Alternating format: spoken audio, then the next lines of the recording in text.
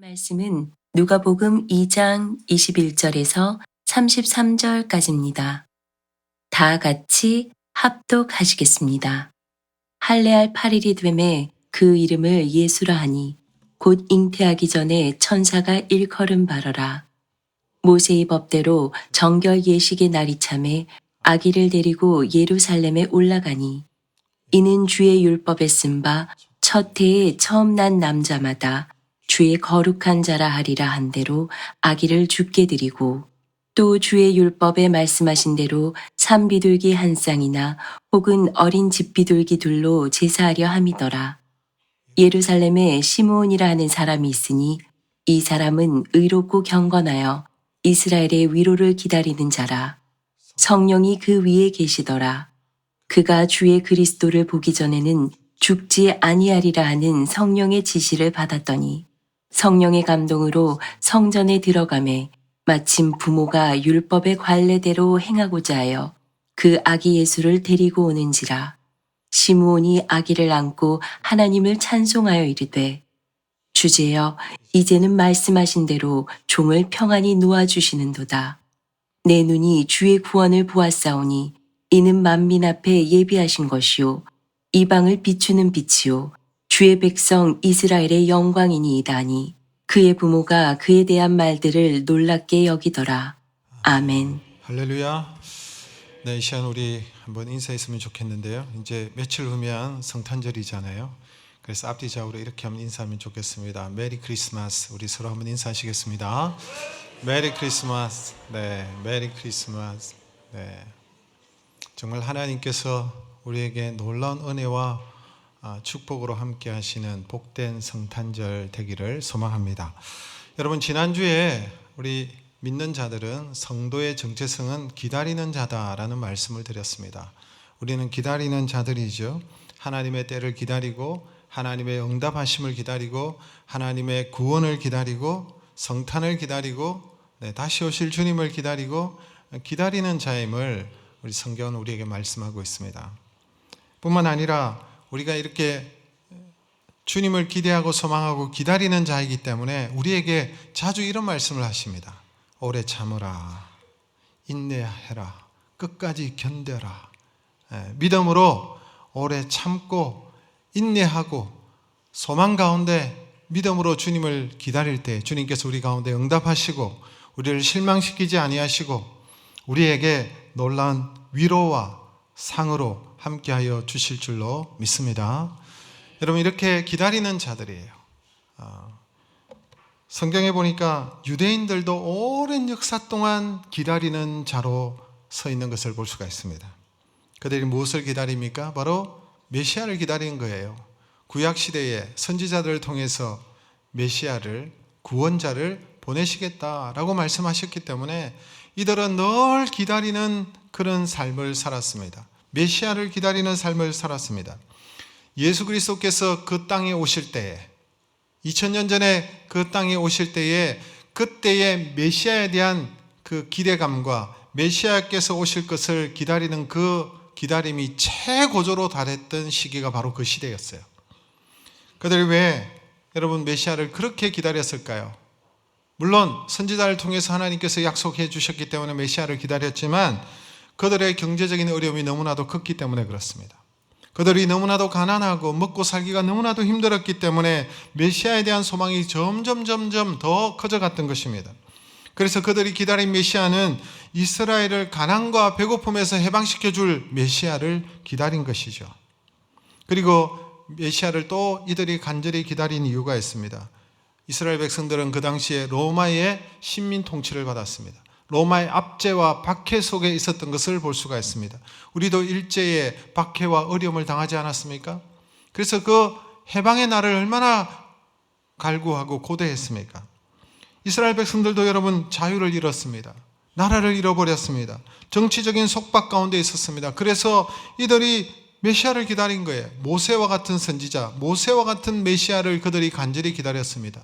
여러분, 모세도 애굽 땅에서 이집트 땅에서 이스라엘 백성들을 데리고 나오고 해방시킨 이스라엘의 지도자이지 않습니까? 그래서 모세와 같은 메시아를 기다린 거예요. 그래서 그들이 기다린 메시아는 정치적인 자유를 줄 수 있는 메시아를 이스라엘 백성들이 기다린 것입니다. 또 그들이 메시아를 기다린 이유가 있습니다. 타락한 종교적인 상황 때문에 그렇습니다. 여러분, 우리가 아는 대로 예수님께서 성전에 들어가셔서 성전의 상을 뒤엎고 채찍을 휘두르는 그런 성전을 청결케 하는 그런 사건이 우리가 있지 않았습니까? 그 당시에가 그랬던 거예요. 그 당시에 성전의 장사치들이 제사장들과 결탁하여서 여러분 성물들을 판매하고 막대한 이득을 챙겼습니다. 그 돈을 또 제사장에게 주면서 그런 여러분 성전에 아주 혼탁한 종교적인 부패한 그런 상황이 있었습니다. 그 당시에 여러분 대제사장들은 관례에 따라서 하나님께서 세우셨는데 그 당시에 대제사장들도 로마의 지도자가 대제사장직을 여러분 주기도 하였습니다. 돈 주고 사고 파는 그런 시대에 이스라엘 백성들이 놓여져 있었기 때문에 이스라엘 백성들은 이 종교적 상황을 뒤집어줄 메시아를 기다렸던 것을 볼 수가 있습니다.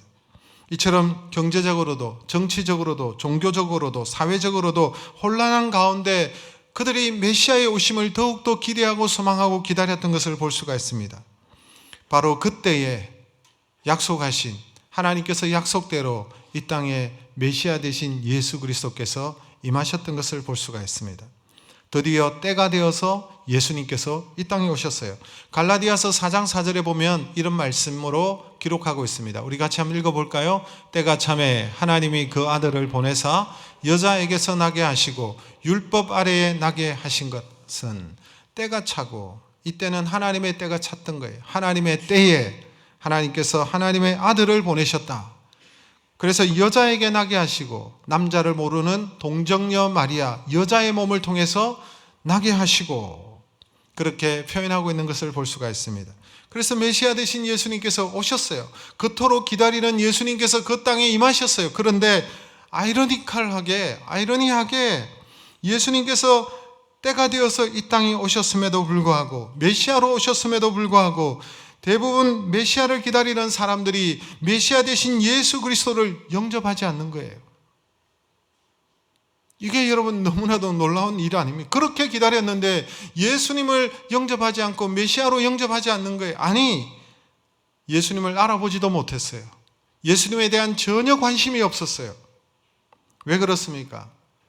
여러분, 그들은 성경이 약속하고 있는 하나님께서 말씀하신 메시아를 기다린 것이 아니라 어떤 메시아를 기다려서 자신들이 원하는 메시아를 기다린 것입니다. 그들의 필요와 욕망과 필요를 채워줄 수 있는 그런 메시아를 기다렸으니 메시아 되신 예수 그리스도를 알아보질 못한 거예요. 오늘 이 시대도 마찬가지지 않습니까? 사람들은 성탄절을 기다리면서도 메시아이신 예수 그리스도를 진정으로 기다리고 갈망하고 있는지 모르겠습니다. 예수님에 대한 관심이 있는지 모르겠습니다.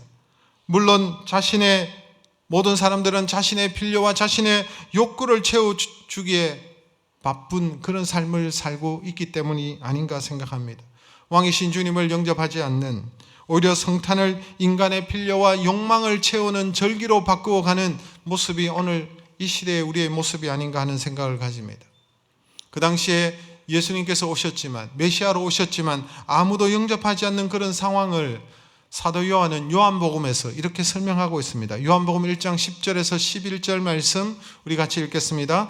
그가 세상에 계셨으며 세상은 그로 말미암아 지연바 되었으되 세상이 그를 알지 못하였고 자기 땅에 오매 자기 백성이 영접하지 아니하였으나.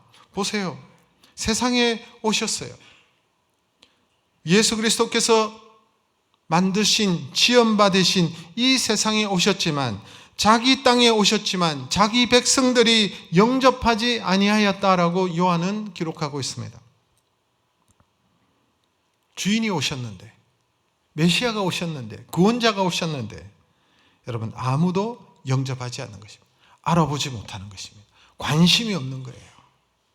그런데 오늘 본문에 보니까 이런 메시아가 오셨다는 것을 단번에 알아보고, 단번에 메시아이심을 알아보고 그를 세상 가운데 가장 먼저 공식적으로 소개하는 한 분의 모습이 나타나고 있습니다. 그분이 누굽니까? 시므온이라는 노인이었습니다. 그가 어떻게 다른 사람은 알아보지 못하는 메시아를 이 시몬은 알아보고 8일 된 예수 그리스도를 품에 안고 하나님을 찬양하고 하나님께 경배하는 내용이 오늘 본문에 나타나는데 그는 어떻게 알아보았을까요? 모든 사람들은 알아보지 못하는데 어떻게 이 노인은 알아보고 예수님이 메시아이심을 그렇게 여러분 노래하고 있겠습니까? 우리는 오늘 본문을 통해서 어떻게 시몬이 예수님을 알아보고 그를 영접하게 되었는지를 우리가 한번 살펴보면서 우리 또한 여러분 성탄을 기다리고 다시 오실 예수 그리스도를 기다리는 우리의 모습이 어떠한 모습으로 기다려야 되는지를 오늘 말씀을 통해서 우리가 한번 살펴보기를 원하는 것입니다. 시몬은 어떤 모습으로 메시아를 기다리고 있습니까? 어떻게 그는 생활하였기 때문에 메시아 되신 예수 그리스도를 알아보고 경배할 수 있었습니까? 첫째로 시몬은 어렵고 경건한 사람이었다라고 표현하고 있습니다. 오늘 본문 25절의 말씀을 우리 같이 한번 읽겠습니다. 예루살렘에 시몬이라고 하는 사람이 있으니 이 사람은 어렵고 경건하여 이스라엘의 위로를 기다리는 자라 성령이 그 위에 계셨더라. 성경이 예수님을 소개하기를 이 시몬을 소개하기를 어떻게 소개하고 있습니까? 어렵고 경건한 사람이다라고 소개하고 있습니다. 지난주에 여러분 기다리는 사람 사가랴와 엘리사벳 부부에 대해서도 설명할 때 이들은 어렵고 흠이 없는 자다라고 표현했듯이 이 여러분 시몬이라는 사람도 어렵고 경건한 사람이다라고 그렇게 표현하고 있는 것을 볼 수가 있습니다. 어렵고 경건한 삶을 살았다. 그 당시의 사회에 살아가는 자들과는 대조적인 삶을 살았다라고 지금 말하는 것입니다. 그 당시에도 법은 엄격하였고 지켜야 될 율법은 많았지만 정작 의는 사라지고 이기적인 욕심이 난무하는 그런 사회였습니다. 보여지는 종교적인 활동은 많았지만 그 가운데 하나님이 없는 불경건한 시대를 살아가는 그때에 이 시몬은 어렵고 경건한 삶을 살았다라고 지금 표현하고 있는 것입니다. 그 당시의 시대와는 다른 삶을 살았다라는 것입니다. 성경은 제일 먼저 시몬을 설명하면서 그가 살았던 세상과는 다른 삶을 산 사람이다라고 지금 말씀하고 있는 것이죠. 사랑하는 성도 여러분, 성도라는 말의 뜻을 아시죠? 우리는 예수 믿는 사람을 성도라고 얘기합니다. 성도가 무슨 뜻입니까? 성도는 거룩한 무리라는 뜻을 가지고 있습니다. 거룩한 무리가 성도입니다. 거룩한 무리를 다른 식으로 표현하자면 좀 더 원어적인 그 의미와 가까이 설명하자면 세상과 구별된 무리라는 것입니다. 거룩한 무리라는 말은 구별된 무리라는 것입니다. 우리는 구별된 자라는 것이죠. 구별된 자라는 말의 의미 때문에 그러면 우리는 세상을 떠나서 살아야 되는 자들인가? 그게 아니라 성도는 세상 속에 살아가지만 세상과는 다르게 살아가는 구별된 자다라는 그런 뜻을 가지고 있는 것입니다. 여러분, 왜 성도는 구별된 삶을 살아야 됩니까? 세상 사람들처럼 살아갈 수가 없습니까? 왜냐하니까 성도는 소속이 다르기 때문에 그렇습니다. 우리가 이 땅에 두 발을 딛고 살아가지만 우리는 이 땅에 속한 자가 아니라 우리는 하늘에 속한 자이기 때문에 그런 것입니다. 그래서 우리는 이 땅에 발을 딛고 살아가지만 우리의 시선은 하늘을 향하고 하늘로부터 내려오는 기쁨과 평안과 하나님의 말씀대로 살아가는 존재가 여러분 믿음의 사람인 줄로 믿습니다. 그래서 우리의 기준은 하나님의 말씀이기 때문에 그 말씀의 길로 걸어가기 때문에 세상과는 다른 삶을 사는 거예요. 그래서 여러분 성도는 가치관이 다릅니다. 늘 얘기하지만 돈도 중요하고 명예도 중요하고 이 땅에 살아갈 때에 모든 것들이 필요하겠지만 성도에게서 가장 가치 있는 것은 하나님의 영광을 돌리는 삶을 사는 거예요. 그래서 먹든지 마시든지 무엇을 하든지 하나님의 영광을 위하여 하라라고 말씀하고 있지 않습니까? 우리의 가치는 하나님이신 거예요. 하나님이 우리의 삶의 절대적인 가치이기 때문에 그 가치를 따라서 하나님의 말씀대로 살아가는 존재라는 거예요. 그러므로 우리의 삶의 태도도 다릅니다. 여러분 세상 사람들은 어떻습니까? 높아지려고 합니다. 섬김을 받으려고 합니다. 그러나 예수 믿는 사람들은 예수님께서 보여주신 대로 겸손하고 낮아지려고 하고 섬기는 자가 되어야 되는 것입니다. 예수님이 섬기셨듯이 내가 섬김을 받기 위해서 온 것이 아니라 나는 세상을 섬기러 왔다라고 말씀하지 않습니까? 제가 어제 우리 이번에 제자반을 수료하시는 제자반 우리 수료생들과 함께 하루 정도 수료 여행을 다녀왔습니다. 제자반 수료 여행을 다녀왔는데 서울 곳곳에 여러분 그 기독교 복음이 전해지면서 그렇게 복음을 위해서 애쓰고 수고했던 분들의 그 선교사님들의 흔적들이 있습니다. 그분들이 세웠던 곳이 있고 그분들이 묻혀 있는 곳이 있고 이런 기독교의 성지들이 있는데 그 가운데 배제학당 역사 기념관을 어제 다녀왔습니다. 배제학당 여러분들이 아시는지 잘 모르겠지만 감리교 최초의 감리교를 교단 목사가 와서 복음을 뿌렸는데 아펜젤로 목사님이 바로 그분입니다. 이 아펜젤로 목사님이 한국의 교육 사업에 굉장히 영향을 끼쳤는데 대표적으로 이분이 배제학당을 세운 거예요. 배제학당을 세워서 많은 후학들을 믿음의 사람들을 키워냈습니다. 그분을 기념하는 그 배제학당의 역사 박물관에 들어갔을 때 그 아펜젤로 목사님의 사진과 함께 이런 글귀가 붙어 있었습니다. 크고자 하는 자는 섬기는 자가 되라. 크고자 하는 자는 섬기는 자가 되라. 그게 배제학당의 이념인 것 같습니다.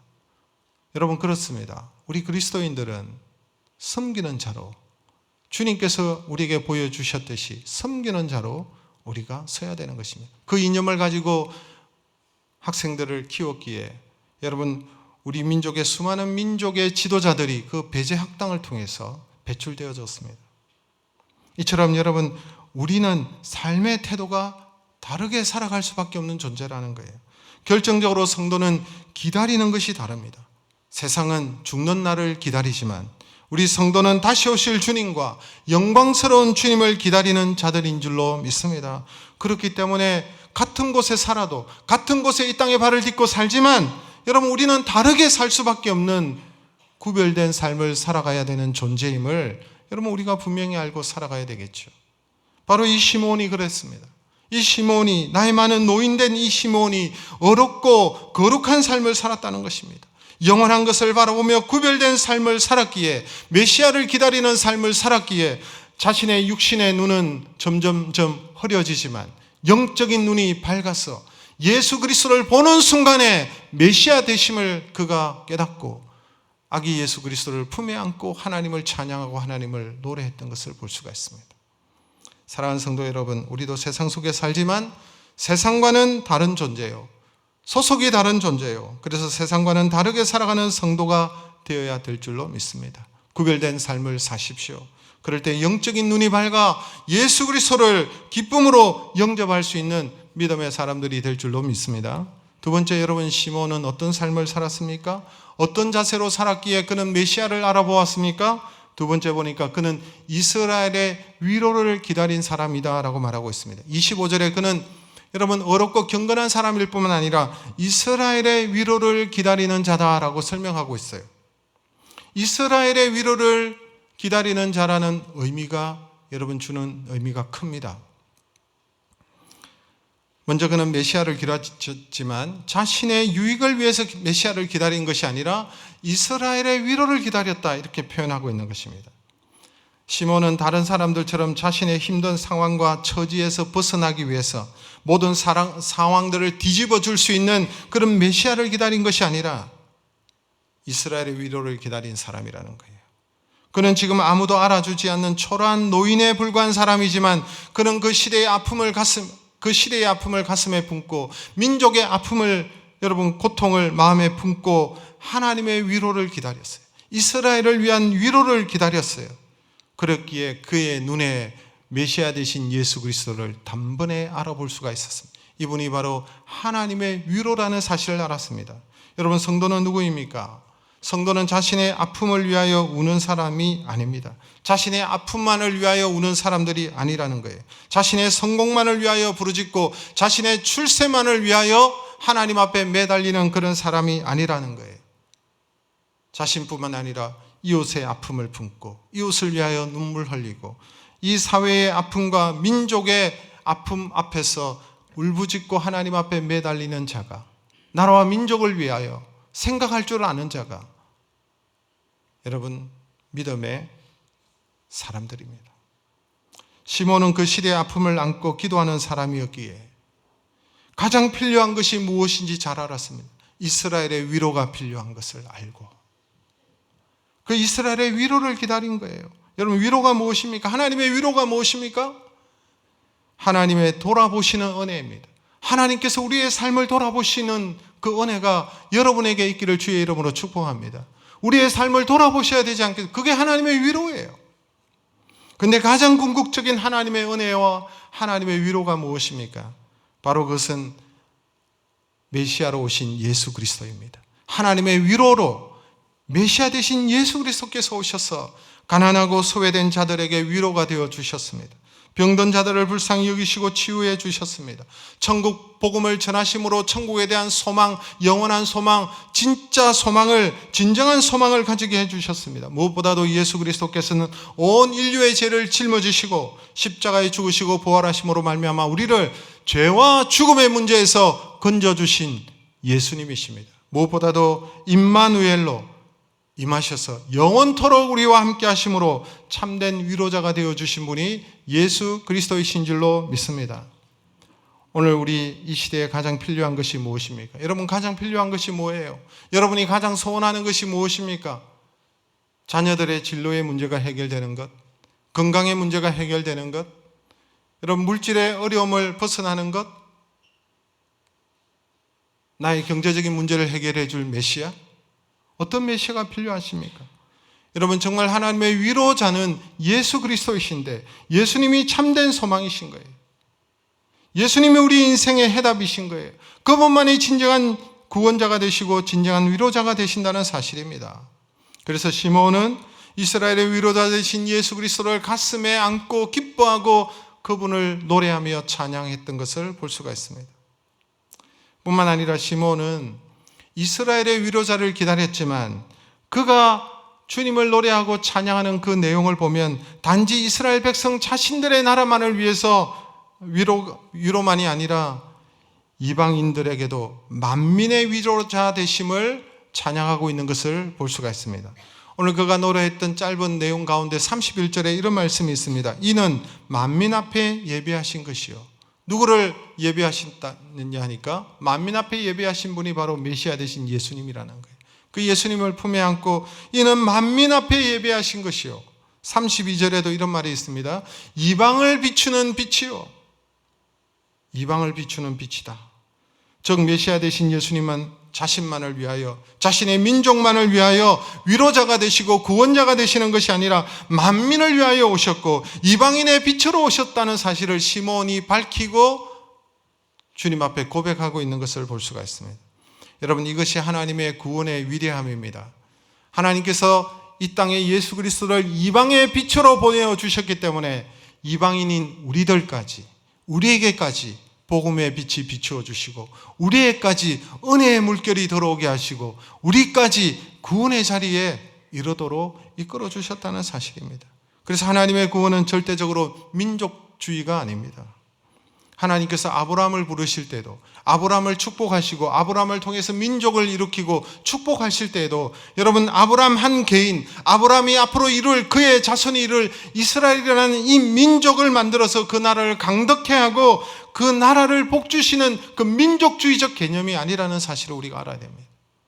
여러분, 창세기 12장 2절 3절에 이런 말씀이 있지 않습니까? 우리 같이 한번 읽겠습니다. 내가 너로 큰 민족을 이루고 내게 복을 주어 내 이름을 창대하게 하리니 너는 복이 될지라. 3절에 땅의 모든 족속이 너로 말미암아 복을 얻을 것이라 하신지라.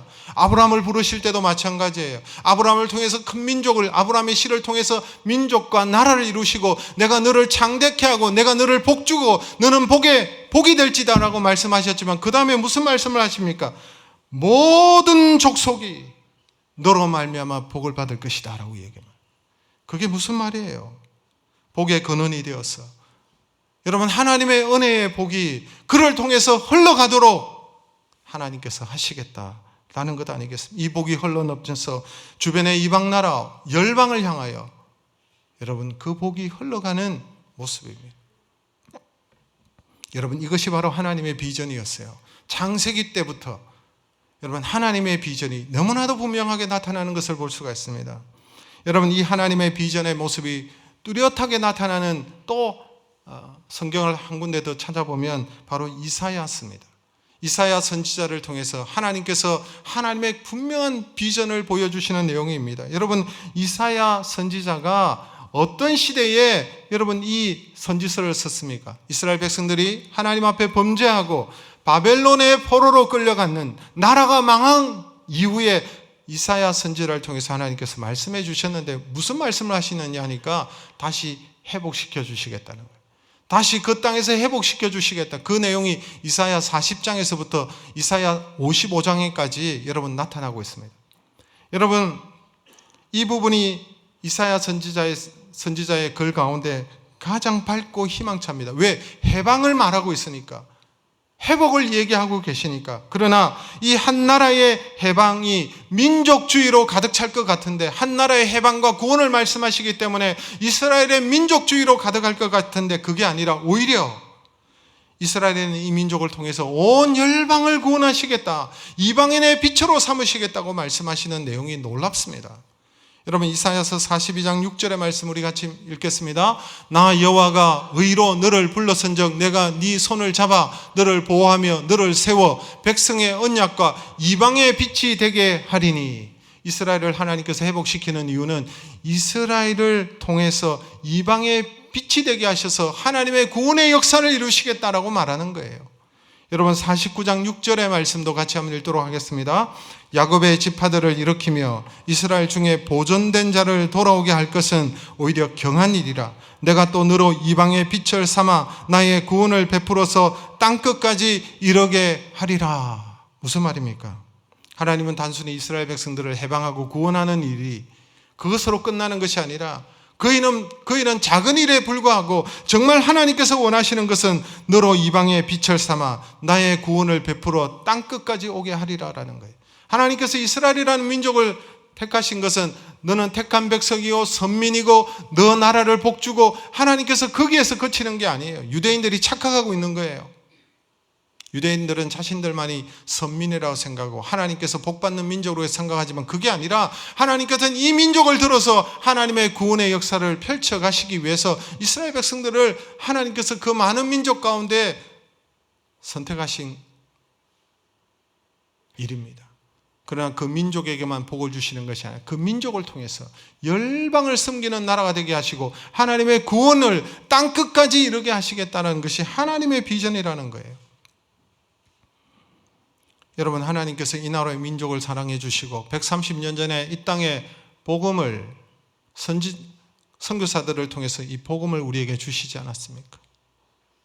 이 복음을 이 땅에 허락하여 주셔서 세계 역사에 이례 없이 여러분 수많은 사람들이 확률적으로 그렇습니다. 여러분, 이 민족이 하나님을 섬기는 민족이 되었습니다.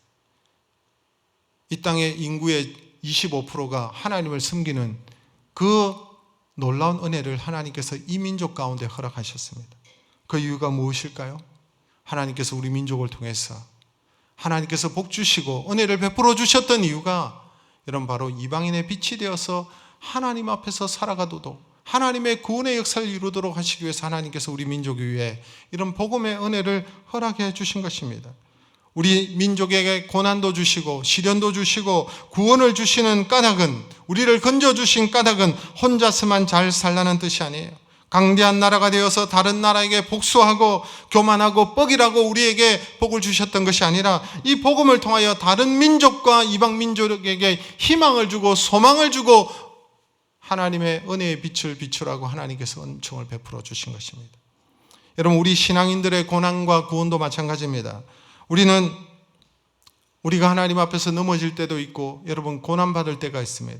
그러나 이 넘어짐과 고난을 통해서 하나님께서는 다른 사람의 고난을 이해하는 도구로 우리에게 허락해 주시고 또 우리를 일으켜 주시고 구원하여 주신 이유 또한 우리는 다른 사람에게도 이 복을 전하고 이 구원의 은혜를 전하고 그들을 위로하기 위해서 하나님께서 우리를 건져 주신 거예요.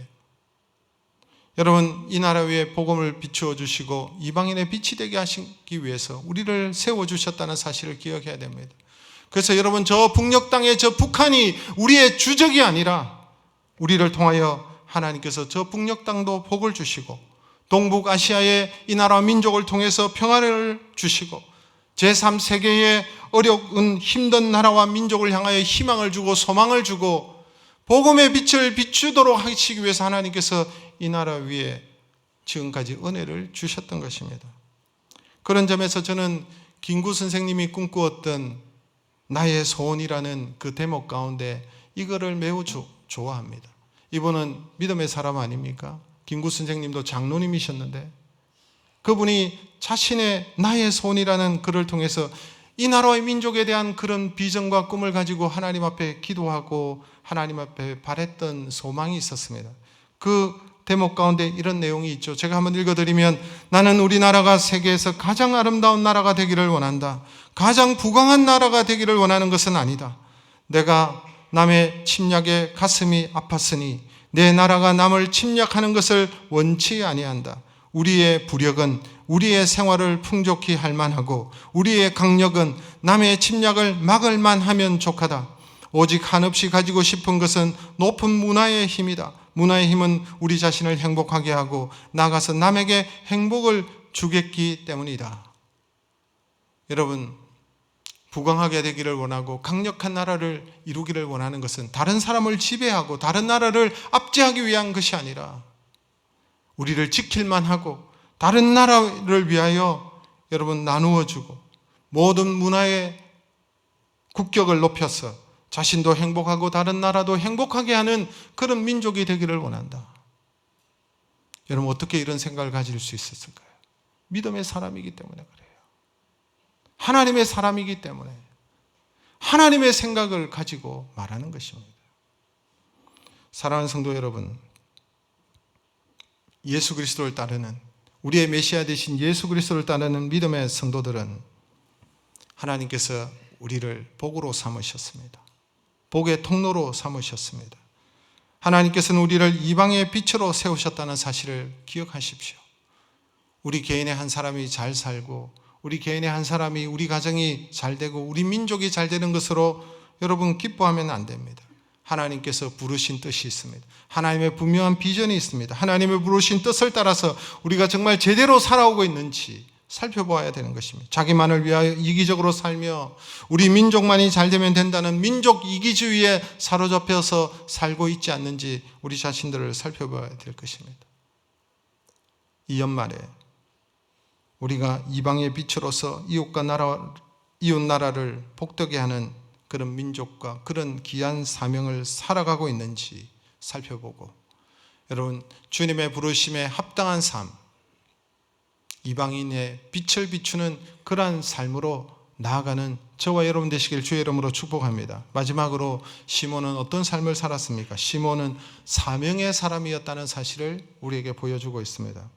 오늘 짧은 이 구절 속에 시몬은 어떤 사람이었는지, 성령으로 충만한 사람이었다는 사실을 우리에게 보여주고 있습니다. 여러분, 25절에서 27절의 말씀 가운데 이 짧은 본문 속에 계속해서 반복적으로 나타나는 내용이 있습니다. 우리 같이 한번 읽어보겠습니다. 예루살렘에 시몬이라고 하는 사람이 있으니 이 사람은 어렵고 경건하여 이스라엘의 위로를 기다리는 자라. 성령이 그 위에 계시더라. 그가 주의 그리스도를 보기 전에는 죽지 아니하리라 하는 성령의 지시를 받았으니 성령의 감동으로 성전에 들어가매 마침 부모가 율법의 관례대로 행하고자 하여 그 아기 예수를 데리고 오는지라. 이 시몬이라는 사람이 어떤 사람입니까? 성령이 그 위에 계시더라. 성령의 지시함을 받고 성령의 감동으로, 이런 표현을 하고 있습니다. 성경은 그가 오신 메시아를, 예수 그리스도를 단번에 알아볼 수 있었던 이유가 뭐냐 하니까, 그래서 그를 영접하고 예수님을 품에 안고 하나님 앞에 경배하였던 이유가 그가 바로 성령의 사람이라는 사실을 우리에게 보여주고 있다는 것입니다. 성령의 사람이기 때문에 메시아를 알아보았습니다. 여러분, 이 모습이 얼마나 아름답습니까? 나이가 들수록 인생의 항원길에 접어들수록 점차 세상의 낙은 사라지고 어떤 것도 우리에게 삶의 의욕을 갖게 할 만한 것들이 점점 사라지고 있습니다. 그러나 시몬은 늘도록 성령 충만하여 성령의 지시함을 받고 성령의 인도함을 받는 사람이라는 것입니다. 여러분, 나이가 들수록 성령이 충만하시고 성령의 지시함을 더욱더 받으시고 성령의 인도하심을 받는 여러분의 삶이 되시기를 주님의 이름으로 축복합니다. 여러분, 이만큼 아름다운 삶이 없을까요? 어디에 있을까요? 그런데 많은 사람들은 나이가 들수록 노후를 준비하고 돈을 쌓아놓고 이렇게 하는 것이 여러분 행복한 삶이라고 생각하는데, 아름다운 삶은 성령 충만하여 성령의 지시와 성령의 감동으로 말미암아 살아가는 사람인 줄로 믿습니다. 놀라운 것은 그는 성령께서 그를 죽기까지 사명의 사람으로 세워가는 것을 볼 수 있어요. 그가 성령 충만하고 이 사명을 감당하는 사람으로 성령께서 만들으셨다는 거예요. 여러분 26절의 말씀을 다시 한번 우리가 보겠습니다. 같이 읽습니다. 그가 주의 그리스도를 보기 전에는 죽지 아니하리라 하는 성령의 지시를 받았더니, 그리스도를 보기 전에는, 여러분 히브리 말로 메시아는 신약 그릭 말로는 그리스도라는 뜻입니다. 그리스도라는 말입니다. 메시아나 그리스도는 같은 말인데, 주의 그리스도를 보기 전에는 죽지 아니하리라 성령의 지시를 받았다. 여러분 이 말이 무슨 말입니까? 그는 사명의 사람이었다는 것입니다. 그의 사명이 무엇입니까? 시몬의 사명은 예수 그리스도를 기다리면서 가장 먼저 예수 그리스도를 알아보고 그를 세상에 가장 먼저 선포하는 사명이 이 시몬에게 있었다는 거예요. 그 역할을 그가 감당했다는 것입니다. 그래서 지금까지 이 사명을 품고 기다리며 살아갔던 사람이 시몬이고, 그 사명을 이룰 때까지 그는 죽지 아니하라는 지시를 받았기에 나는 이 사명을 받기 전에, 이루기 전까지는 죽지 아니라는 생각을 가지고 여러분 살아갔다는 것입니다. 시몬은 자신의 남은 생을 어디에 쏟아야 할지 아는 인생이었다는 것이죠. 여러분 얼마나 멋진 인생입니까? 마치 붉은 석양처럼 사명으로 불타는 이 노인의 모습이 얼마나 아름다운 삶입니까? 여러분 우리의 삶이 이러한 삶이 되어야 되지 않겠습니까? 우리가 꿈꾸고 우리가 소망하는 노년의 인생의 모습은 어떤 모습입니까? 성령으로 충만하고 성령의 지시와 감동을 따라서 하나님께서 주신 그 사명을 끝까지 완수하는 인생이야말로 여러분 가장 아름다운 인생이 아닐까요? 저와 여러분의 삶이 이러한 생이 되시기를 주님의 이름으로 축복합니다. 그냥 세월이 지나 죽기를 기다리는 인생이 아니라 죽기까지 자신이 해야 될 사명이 무엇인지 알고 그 사명에 이끌려가는 인생이 되어야 된다는 것입니다. 못 죽어서 근근히 사는 인생이 아니라 후회 없이 뜨겁게 사는 인생, 자신의 삶을 여러분 성령의 인도하심을 따라서 불태울 수 있는 인생이 얼마나 아름답습니까? 이러한 삶이 되시기를 주의 이름으로 축복합니다. 말씀을 맺습니다. 주님을 기다리는 이 성탄의 계절에 우리는 어떤 삶을 살아야 될까요? 다시 오실 주님을 어떤 모습으로 우리가 기다려야 될까요? 시몬처럼 살아가면 되는 것입니다. 주님의 오심을 믿기에 구별된 삶을 살고 경건하고 의로운 삶을 살고 이 시대와는 다른 구별된 삶으로 살아가는 자가 되어야 되는 것입니다. 진정한 위로자는 예수 그리스도이기에 이 민족의 위로를 기다리며 시몬처럼 또한 열방을 비추는 그런 빛 대신 예수 그리스도를 기다리면서 오직 우리의 위로자는 예수 그리스도밖에 없음을 알고 예수 그리스도를 붙잡고 예수 그리스도와 함께 살아가는 그런 인생이 되시기를 바랍니다. 또한 주님 오시는 그날까지 성령의 감동으로 성령의 지시함을 받으며 성령 충만함으로 우리에게 주신 그 사명을 가슴에 붙잡고 불타는 사명을 가슴에 품고 이웃과 민족과 열방을 섬기는 이방인의 빛을 비추는 그런 귀한 삶을 살아가는 우리 열린 하나님 교회 공동체 저와 여러분 되시기를 주님의 이름으로 축복합니다. 오늘 이 말씀을 생각하면서